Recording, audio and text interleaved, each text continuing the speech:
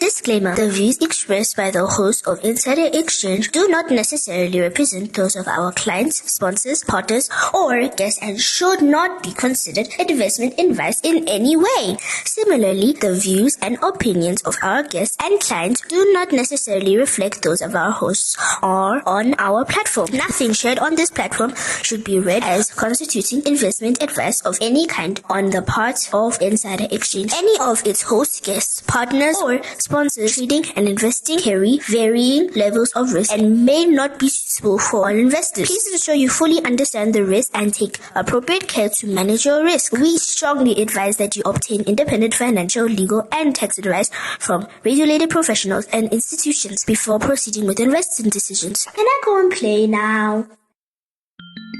I got you something as well. Oh. You mentioned the Macron glasses, so... No, you got me good, dude. It's nice when you find nice things in China. I didn't know what glasses to get you, so... I couldn't have them scripted because I don't know your script strength. So I should have found that out, but I couldn't have found that out without alerting you of this. No, but this is just for far, and I don't give a fuck about stuff that's far. No, really. Why do I care about the oak who's far? He's far. I care about the oak who's close. Okay. To which you can punch him.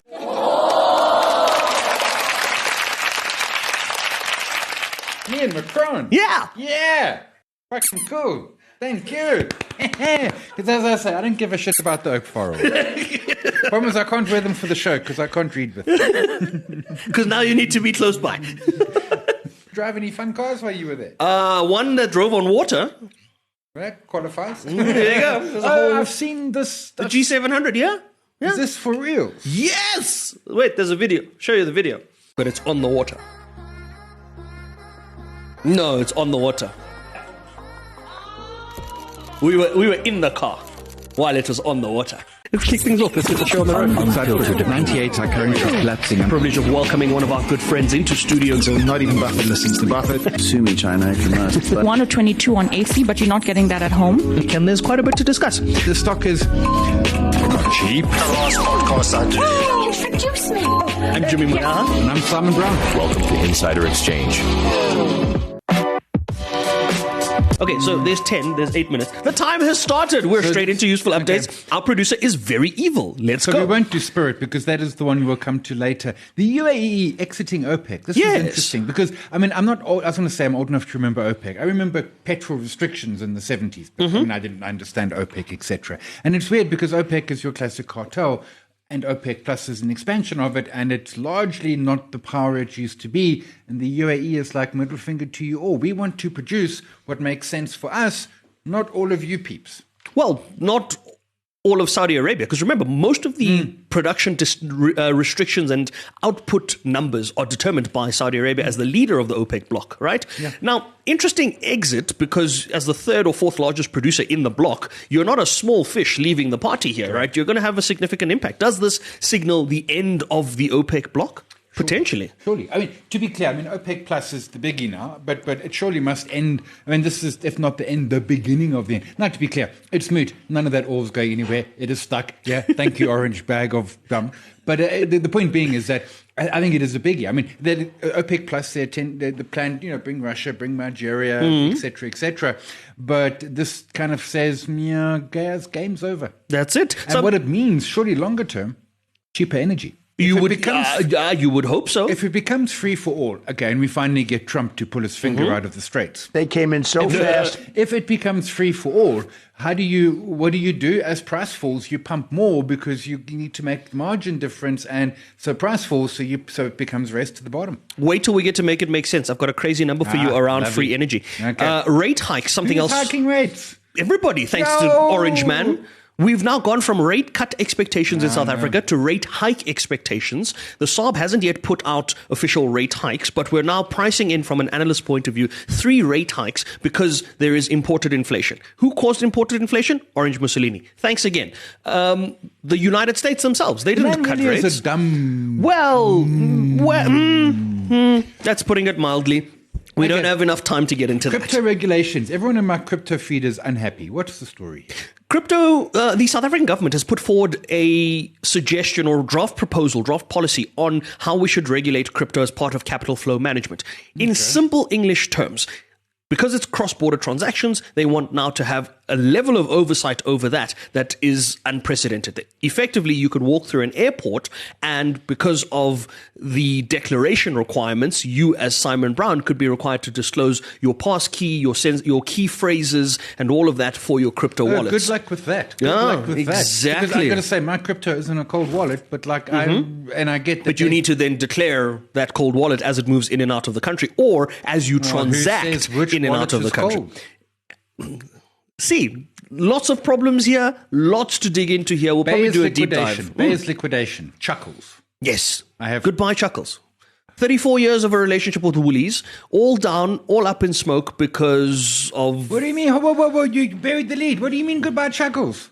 I didn't say goodbye. Well, I'm not sure if it's goodbye. Woolies has said it's not necessarily guaranteed that Chuckles will be gone, but Beyers... Woolies is bankrupt without Chuckles, and well, if they're going to sell 7,000 Rand prosciutto, then, that's a whole different conversation. But the Beyers conversation... What is prosciutto? Oh, fancy meat. Yes. Oh, but that came with the board and the knife. Yes, Yes, that one. But the Beyers conversation, the liquidation, that relationship went sour. Beyers had one contract, their main contract was a Woolies contract, over 30 years. I suppose at some point after 15, 20 years, you don't consider it concentration risk, maybe? I don't know. Yes, I mean, just for the record, I go on one little holiday to the beach, and I come back, and like I can't move my crypto. Gone. There's no Chuckles. There's a new program. The PVoC program in South Africa. We're running a program with other countries around exports and just getting a sense of making sure that the exports or the imports that come into the country are regulated, managed properly and all of that in light of FATF and illegal cigarettes and illicit markets and all of that. But why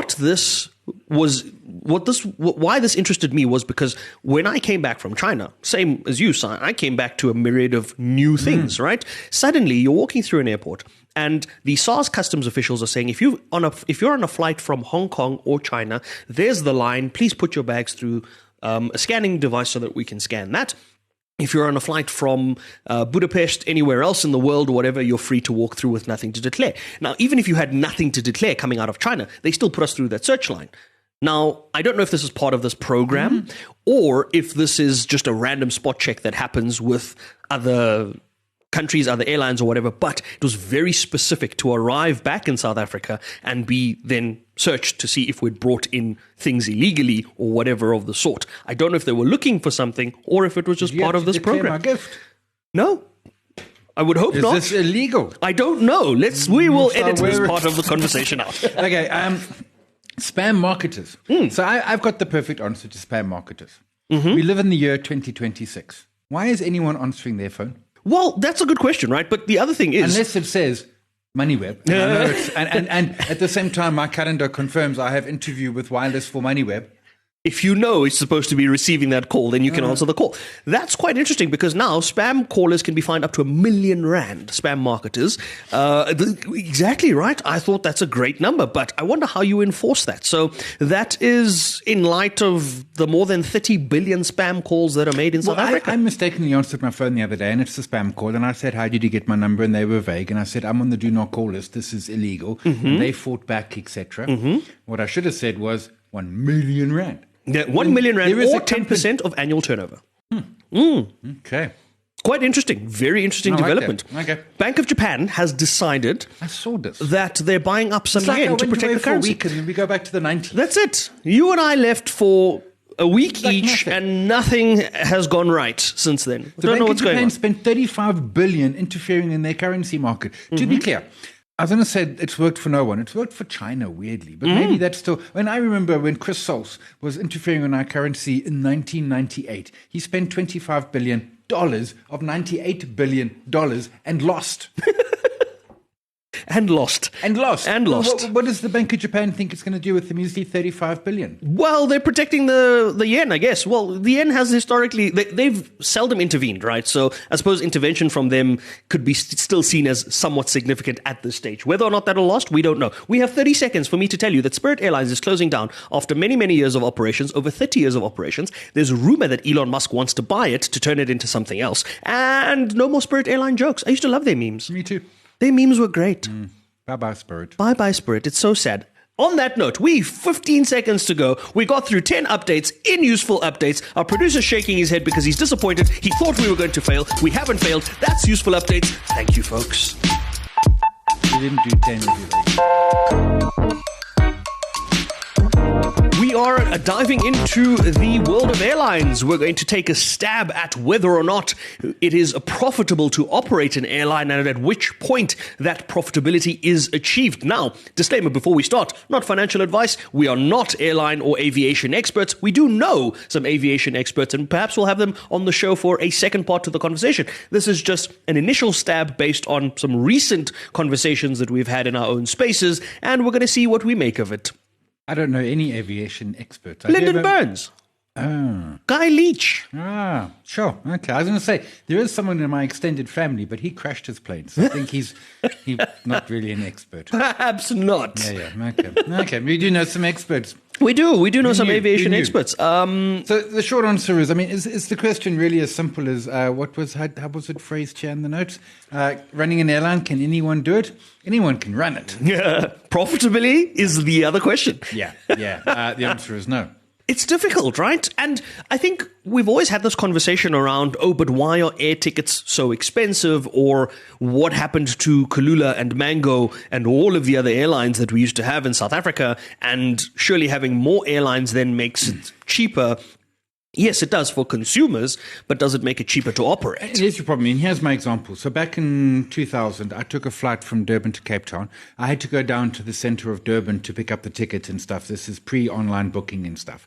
And the ticket cost me 3,600 Rand return. Now I can do the same flight and it's 3,800. But 1,380 is the fuel surcharge, thank you to the Orange Crazy in the White House. So this is a 2,500 Rand ticket. It is somehow cheaper. Now, I appreciate efficiencies of airplanes, etc., but the key thing is it's absolutely commoditized. And what's happened with the cheap stuff, in the olden days, there would be, you could drive, you could catch a bus, you could catch a train, you could be fancy and catch the plane. Now it's just like the plane's just squeezed everyone. There literally have been times when, the difference between a bus and a plane was not that vast. Now, no longer and usually on specials, but 2.5 grand to fly return Durban, Cape Town is cheap. And whether I'm on FlySafair or and I happen to be using FlySafair, it's a commodity. Yes, so FlySafair have got terrible seating and I've got to buy my own food. It's fine. I don't eat airline food. That's why I'm going to live forever. Yeah. The seating, however, I sleep on planes. I fall asleep before takeoff. I wake up on landing. It's fine. You've clearly never experienced comfortable seating on an airplane, have you? Jen, I once did 100 flights in a year. I don't have time to provide comfort. I use it for napping. Yeah, it's not the most comfortable thing to go through, but I want to kind of get into, from an airline operations perspective, what goes into it. You touched on fuel. That's a huge component of it. Probably upwards of, I want to say 30, maybe even 50% of the overall operations, right? But then you've still got crew, you've got maintenance, you've got airport and ATNS costs. Yeah. We haven't spoken about leasing costs associated with leasing your plane, because to buy a 6-7 million Rand aircraft might not be the easiest thing to do if you want to buy a fleet of 10. So you might have to lease some of those, right? So there's leasing costs. There's ground handling. There's credit card transactions. In a low margin business like this, if the credit card's taking 1.5% per charge, that's probably your margin. That's it. And if we're just looking at domestic flights, right? So we're not looking at international flights where the fuel costs are increased, where the clearances and things between the airports, there's different currencies involved, you're being billed for landing in France versus landing in South Africa. We're just looking at a very simplistic South African example. If we were to say, run a domestic airline from Johannesburg to Cape Town, and simple numbers, right? So basic numbers on average, you're probably looking at anywhere between 225 to 350,000 Rand to operate a flight, right? That is a 2-hour flight down to Cape Town. Does that make sense from a revenue perspective? Let's assume same flight, you're charging tickets at 1,200 Rand per ticket. 1,200 Rand per ticket on about 186 tickets, 186 seats, right? Gets you to about 225,000 Rand. That's the bottom end of your cost factor here. So if your flight costs you 300,000 Rand, you're not breaking even on a full flight at 1,200 Rand. You take the same 1,200 Rand, you bump it up to say 1,500 Rand, for example. 1,500 Rand means then that to break even on 300,000 Rand costs, you need 200 passengers on board that flight. Now, you might have restrictions on how many people you can actually fit in a plane. Well, sure. And I suppose that's why you're then increasing the average ticket price to compensate for the fact that... And if you don't have... So what you then do is you then say, well, cool, less flights, so your flights are busier. Yeah, but then our producer starts his own little airline. Exactly. But so that brings about a new question, Simon. And the new question is, does having more flights then improve or increase your marginal utility as an airline and make it cheaper for you to operate said flights? And the answer is yes, up to a point. Up to a point. Same basic economics. Marginal utility gets to a point where then it's no longer marginally beneficial to add the one additional unit for the output that you get from it, right?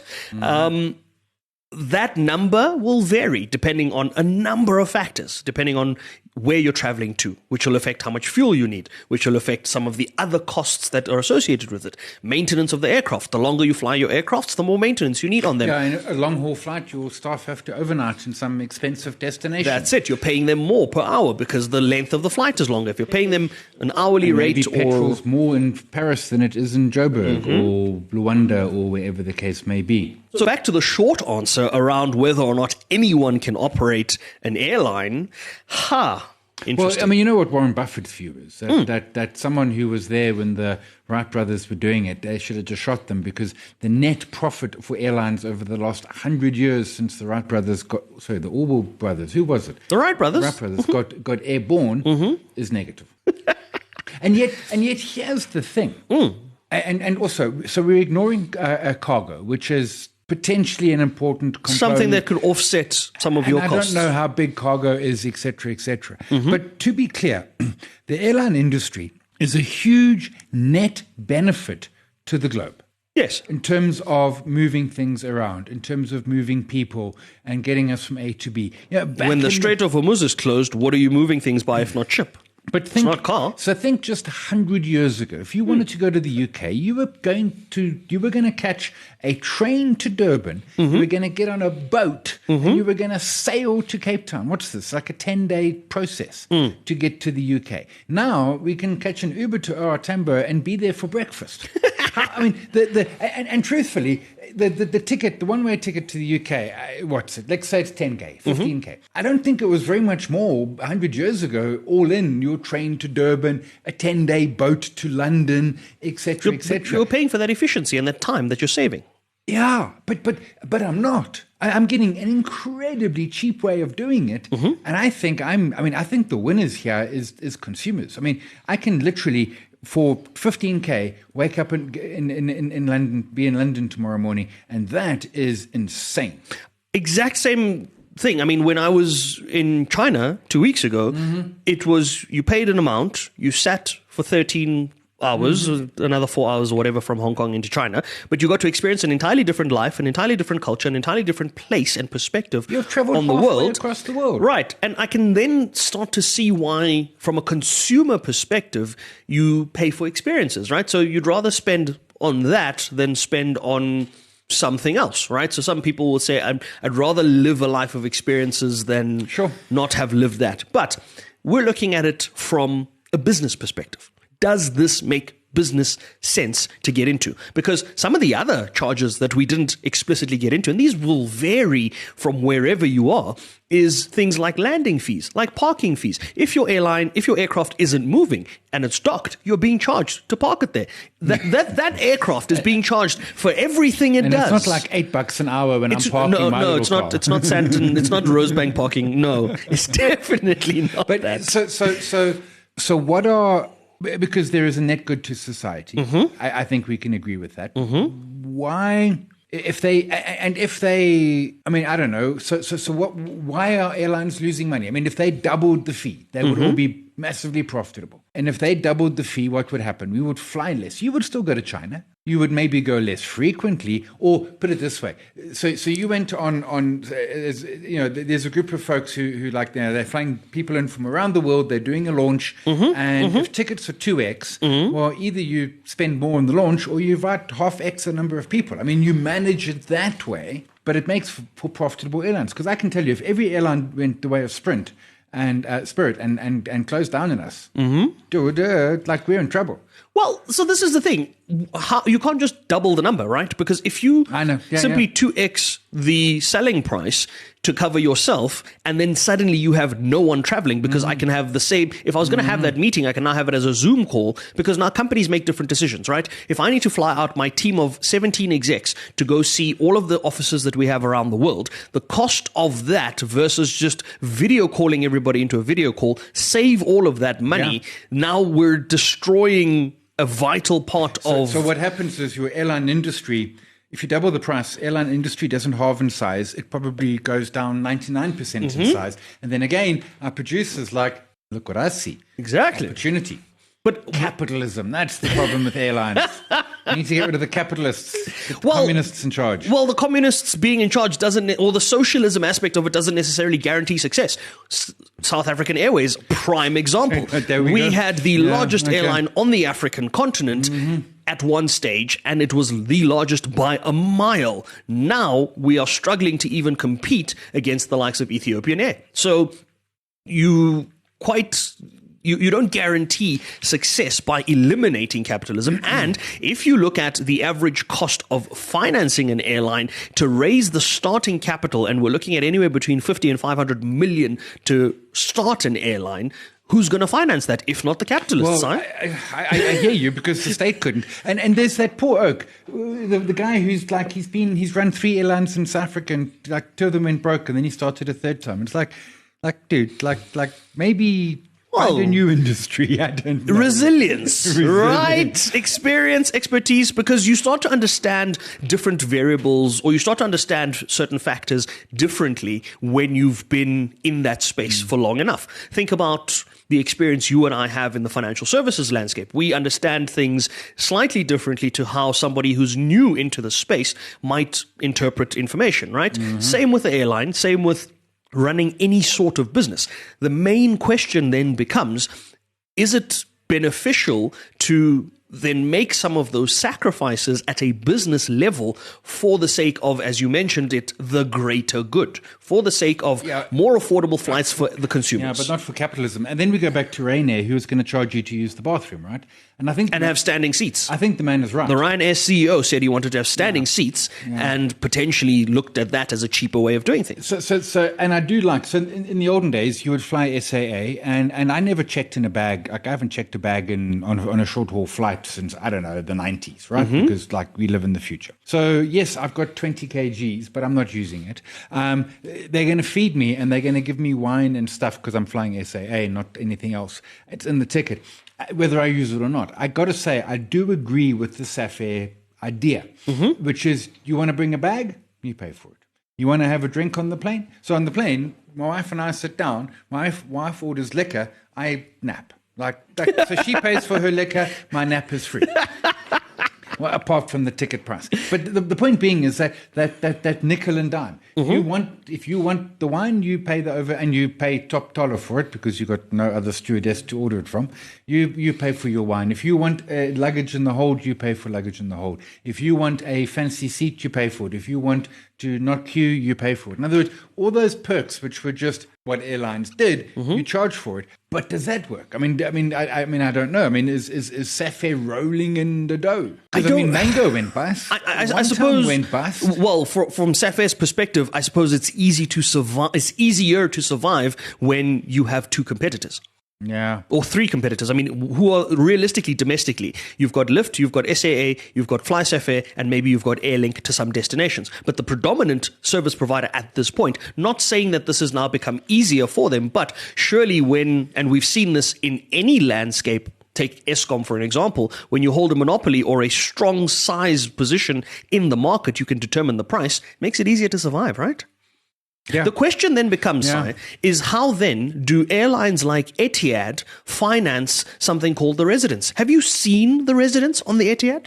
It is a couch. You have a living room, you have a shower, you have a bedroom. On the plane, I'll show you a video. Yo.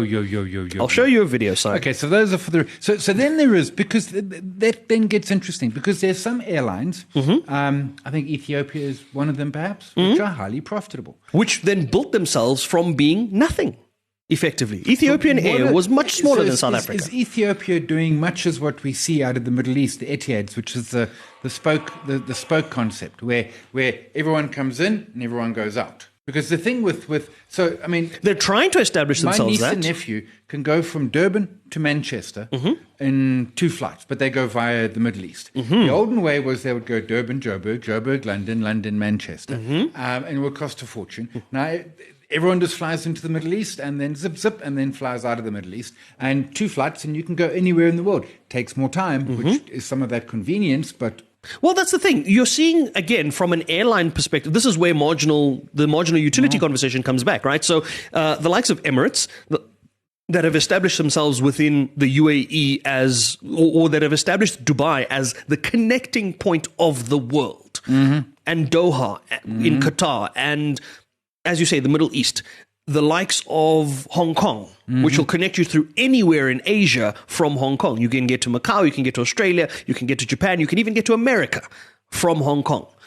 Those sorts of terminals or those sorts of airports and that infrastructure has realized that scale at some point must pay off, right? Surely, because you're not operating 5 flights. You're not operating, think about the fact that... They've got 1 flight into Manchester per day.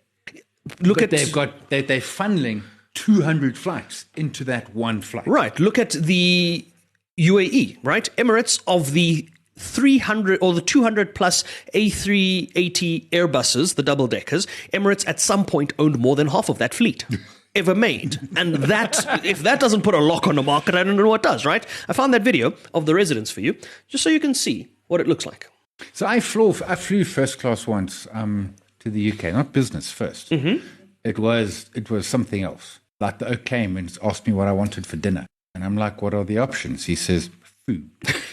This is crazy ass shit, man. This is on an aircraft. Right now, the Etihad A380s. Do you sleep on the couch or do you have a... Oh, no. You have a whole bed, Simon. Oh, there's a bedroom. You don't sleep on the couch. Yes, the couch is for you to watch TV. And then when you get tired, you get up, you go to the bedroom, and you fall asleep.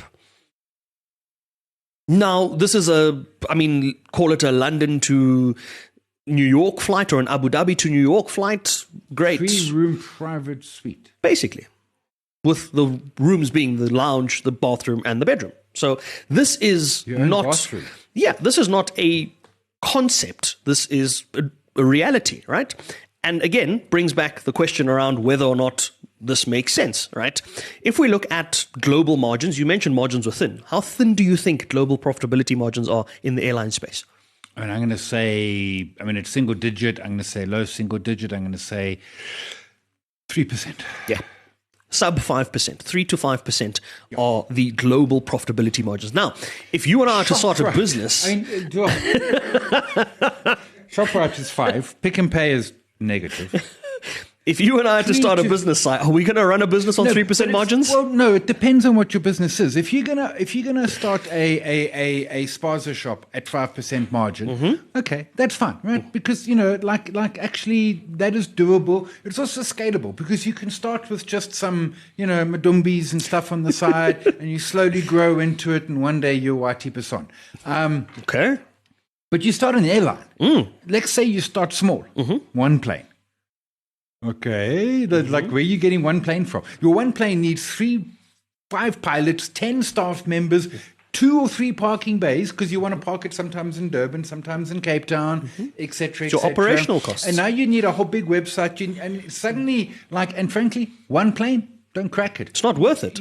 At what point do you break even to cover those costs? You don't. You need 10 planes or 20 planes. Right. Man, give me a spaza shop any day of the week. I'm not starting. Okay, so actually, here's the thing. Spaza shops. That's never not an issue. I mean, South Africa, we know the South African spaza shop model, the township model, one of the most successful business models ever in existence. Nothing against that model. But we're talking airlines here, Si. So how do we do it? There's steps. So you've got to have the most efficient airplanes.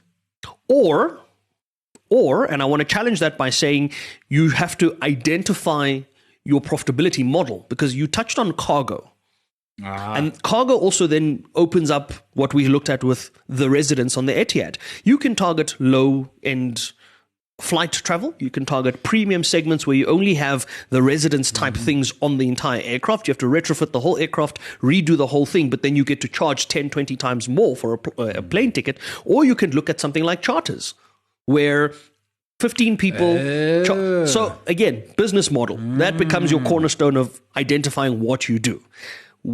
All falls flat without capital. Like Airlink will take you to airports on this continent that you didn't know they existed. Exactly.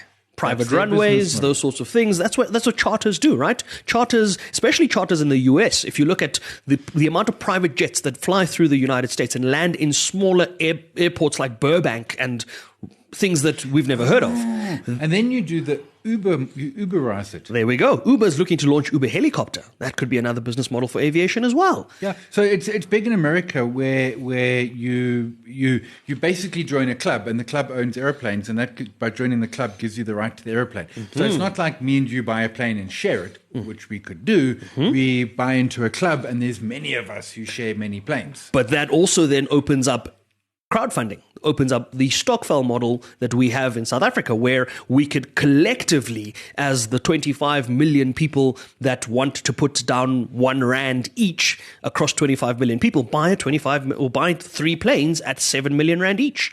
Suddenly, financing and raising capital becomes a scalable exercise. But you don't own the entire aircraft. You own a percentage of an airline. That could potentially work. But I mean, to the point being is I don't want to spend 24 hours a day in an airplane. I have places to be in, things to do, which are not always an airplane. Mm-hmm. And at what point do we have to run this airline for the 3% margin to start making sense? Or the 4% margin? Or even if we say we achieve a 5% margin? Yeah. I mean, 5% margin, you've really got to make it happen. Mm-hmm. Like, you've got to sweat that asset. Mm-hmm. There is no wiggle room. Mm-hmm.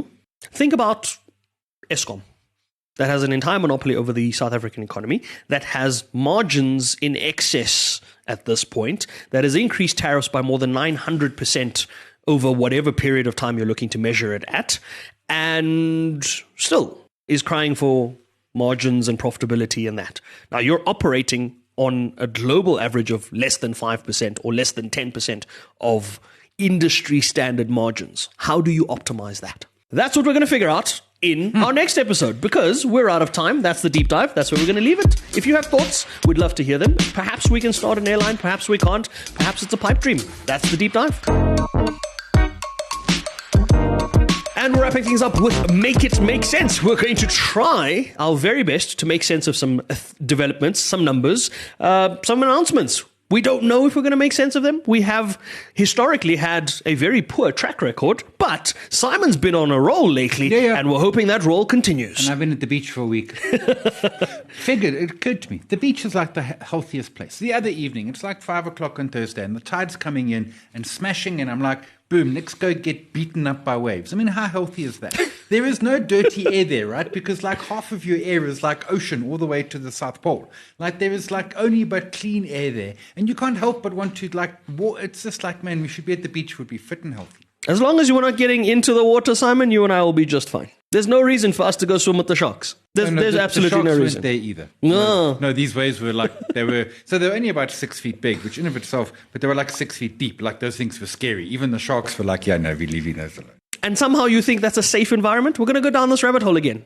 I don't hate the beach. My producer seems to think I don't hate the beach. The beach is a lovely place to be. He hates the ocean. It's the inside of the ocean that doesn't make sense. I'm happy to watch the ocean, marvel at the ocean, witness the ocean from land. No, but it's like a sensible human being. It's really fun getting completely thumped up by a big wave because it can't really hurt you. Okay, at one point it did bounce my head against the bottom, but the bottom. Right. Say that again. It can't hurt you. What? No, but the bottom's just sand.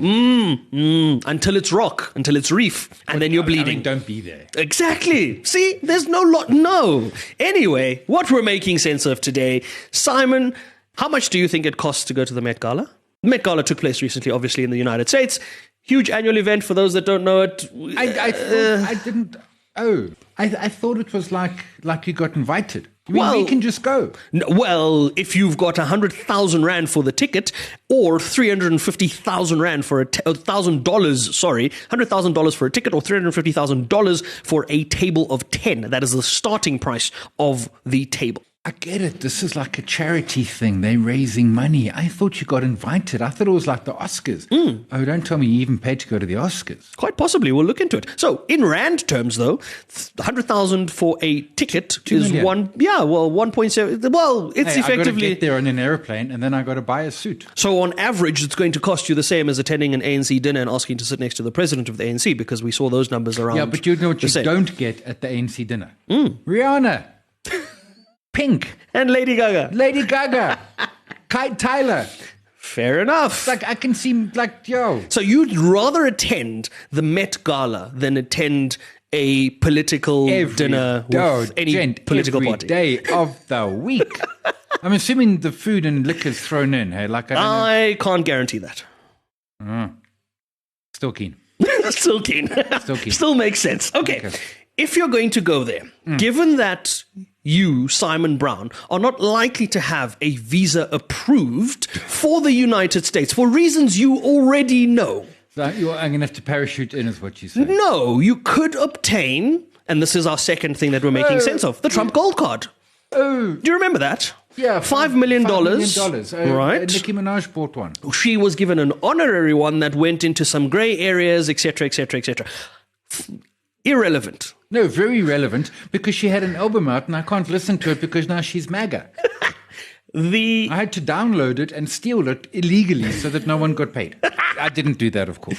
The important question, Si, is how many gold cards do you think the Trump administration has sold thus far? Now, before you answer the question, I'll give you some context. I think it is the secretary, the foreign secretary in the United States, had previously announced that in one day he had sold 1,000 of these gold cards, and there was an enormous waiting list for individuals there were more than 30 million people outside of America that could potentially afford this, and therefore it would generate trillions of dollars for the American economy. This is Trump math, right? This was Trump math, and that's how they priced it at $5 million.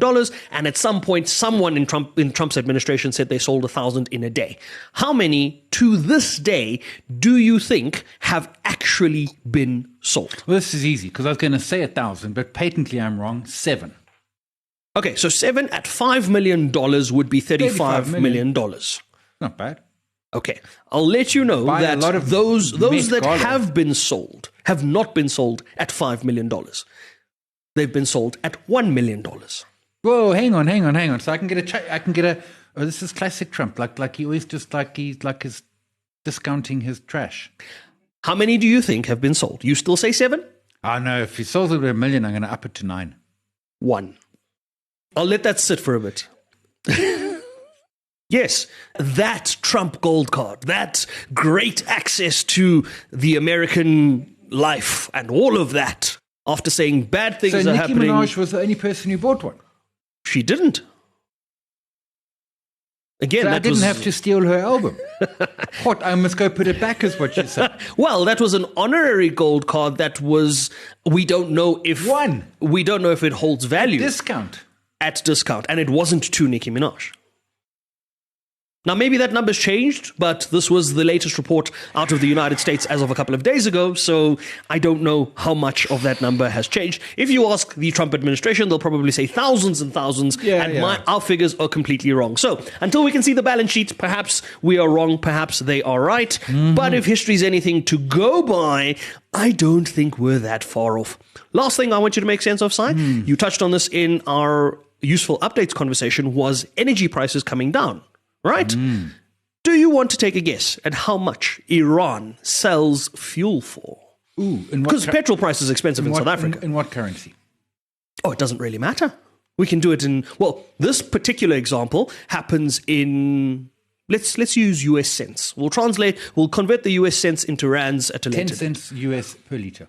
10 cents per litre. $1.60. Right. So there's a lady on social media who is in Iran at the moment and put out a video about it. We'll include the video because I can't for the life of me remember her handle or her hashtag, and we don't want to not credit people. But she's reported that the first 60 litres of fuel are priced at 1 cent, 1 US cent. So Per litre or for the whole bunch? for the first, well, per litre for the doesn't really for the matter, first. does It it? doesn't. You still pay 60 cents for 60 litres. Then it's a tiered system, Si. So the 100 litres that follow that are priced at 2 cents because we have to have an increase. Whoa. Okay, hang on. I got an idea here. Because I got an idea here. We need to get a big boat, Okay. like an oil tanker, 200 million barrel thingy. How much? Because that's going to be like at this tiering rate, like I'd be able to use my credit card. You want to buy the oil from Iran. No, I want to buy the petrol. Yeah. Like fully processed. Put it in barrels. Swap. Ship it here. Would I still get my U-count awards?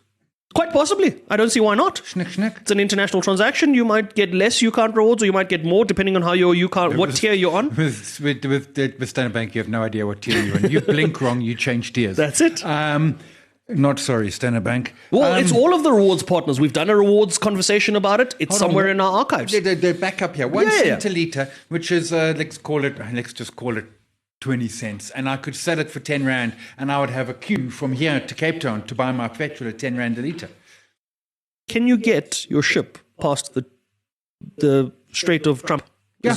Do you know what? I'm going to buy one of those cards for $1 million. And I'm going to stand at the front of my ship. Because, I mean, to be clear, like we are making so much money off that oil that we're paying 1 cent for and selling for $1. I'm just going to stand at the front of the ship. Maybe not me. Somebody will stand at the front of the ship and just wave my Trump card.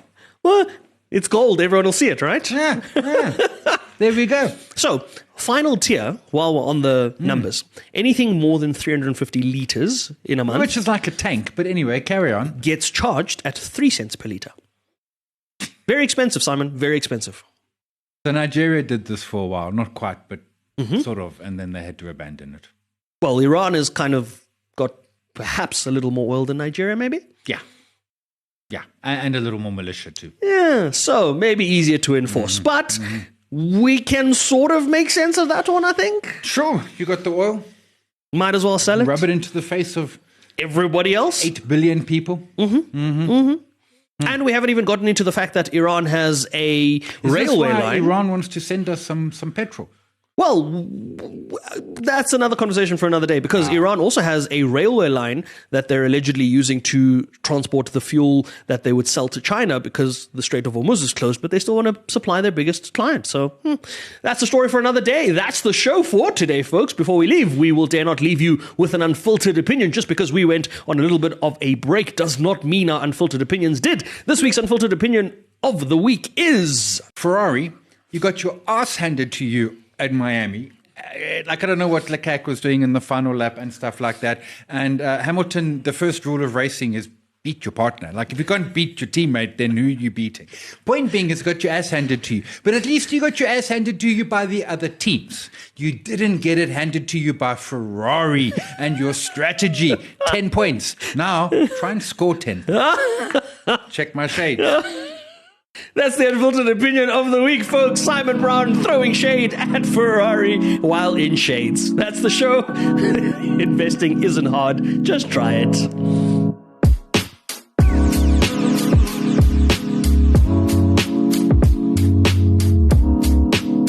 Disclaimer. The views expressed by the host of Insider Exchange do not necessarily represent those of our clients, sponsors, partners, or guests and should not be considered investment advice in any way. Similarly, the views and opinions of our guests and clients do not necessarily reflect those of our hosts or on our platform. Nothing shared on this platform should be read as constituting investment advice of any kind on the part of Insider Exchange, any of its hosts, guests, partners, or sponsors sponsors trading and investing carry varying levels of risk and may not be suitable for all investors. Please ensure you fully understand the risk and take appropriate care to manage your risk. We strongly advise that you obtain independent financial, legal, and tax advice from regulated professionals and institutions before proceeding with investing decisions. Can I go and play now?